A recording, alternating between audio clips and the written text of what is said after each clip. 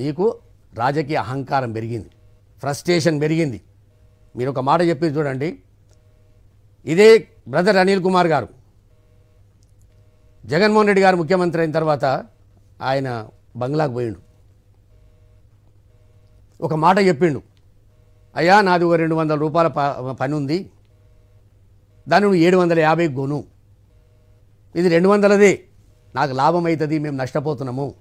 నా ఎంబడి ఓడు దరిద్రుడు కొండలరావు అన్నాడు, ఓడు సతీష్ అనే దరిద్రుడు ఉన్నాడు, ఒక సుబ్బారావు అనే దరిద్రుడు ఉన్నాడు, మేము నలుగురం కలిసి ఈ ప్రపంచాన్ని ముంచదలుచుకున్నాము. వీళ్ళందరూ ఒక టీం. ఓకే, అనిల్ గారి టీమా?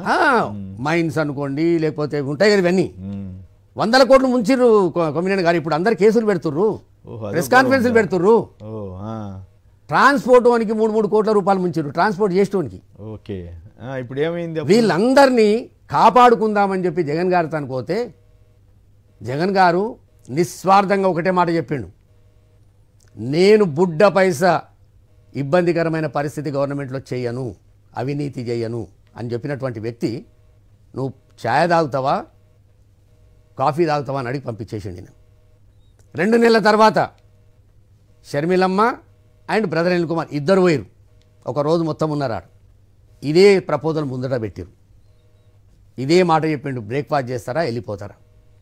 కొనకు విజయమ్మను కూడా ఇన్వాల్వ్ చేసిండు, ససేమిరా అని చెప్పిండు ఆయన.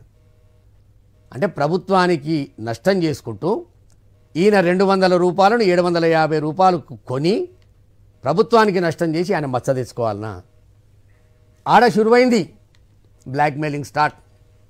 ఆ దరిద్ర ఆంధ్రజ్యోతి పేపర్లలో రాపించకం, ఇక పార్టీ పెడుతుంది, అగ పార్టీ పెడుతుంది, ఇక పార్టీ పెడుతుంది.